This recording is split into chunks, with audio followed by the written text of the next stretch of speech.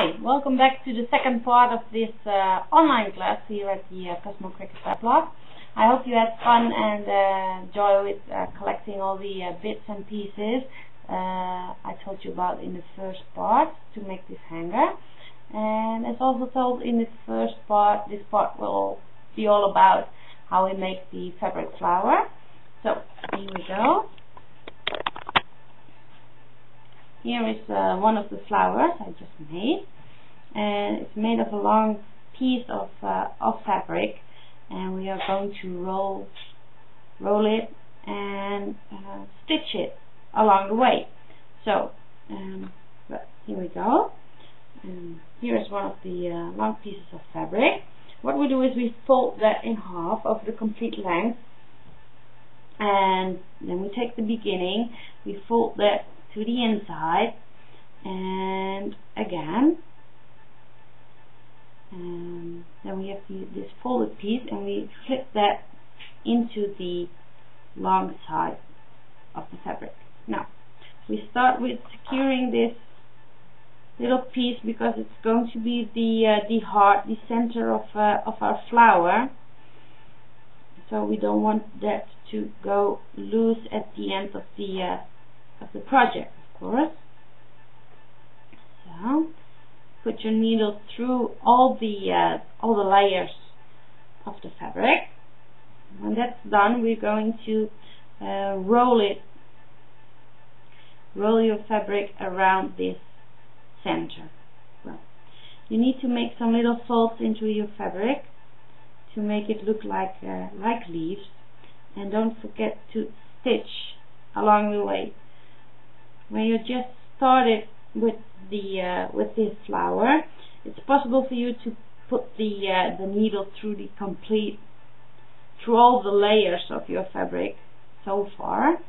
What you will see is when we are progressing, and the back side will be too thick to put your needle through, and then we are going to stitch more to the side of the flower.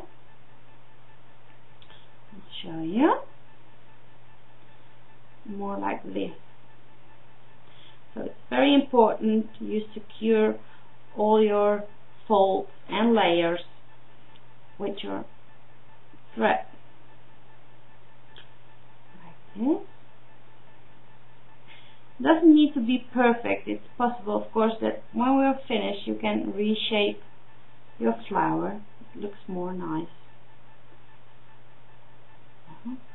Just go on and on like this till you're at the end of your long piece of fabric. But because it will all be the same, I already did one that's a bit further.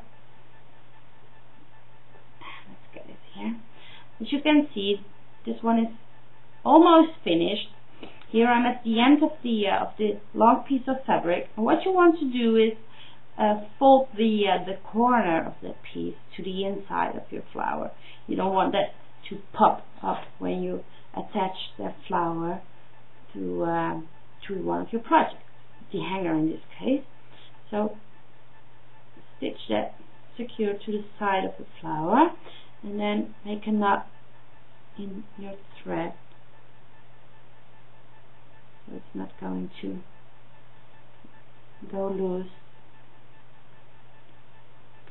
after you've cut your thread of the loose from the flower like this. Okay, well, as I already told you, when you've finished your flower, it's possible for you to completely to reshape it a bit, make it a bit more like you want to. And that's why it's also important that you secure all the layers nice and tight, because else with the reshaping you're going to demolish your flower to, yeah, well, if there's a piece not tight, secure enough, it will go loose here and you can start all over again, so it would be a pity. Well, that's it. As you can see here, we have another nice fabric flower. Well, I read in the comments on the first part of this class that some people hope they could do with stash they already have in their house. So I can imagine that you like the hanger, but maybe you don't have fabric at your home, or well, maybe didn't have time to buy any. So I want to show you a second option, and to make flowers with fabric, but still have them look the same. I have the Dutch yellow pages here. It's just on my table, so just popped in my mind, and I wanted to show you this. And the good part is that this paper is nice and thin, so just tear up a piece, fold it in half like we did, exactly the same like we did with the fabric. Fold it to the inside, the beginning of the piece of paper, and it's actually just flip it to the back.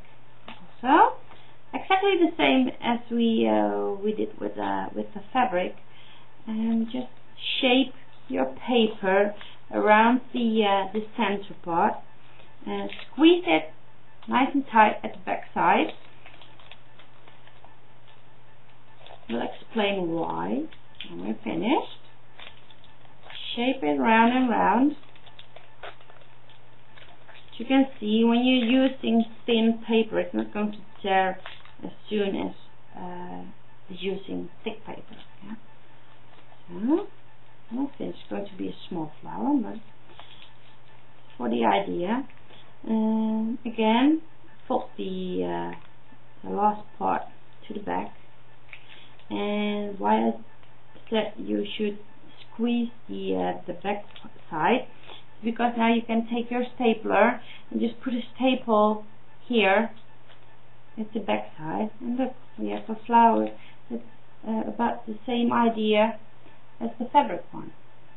So I used a small piece of paper here, so I have a small flower, of course, but you can use a bigger piece of paper and have the same idea with a fabric flower.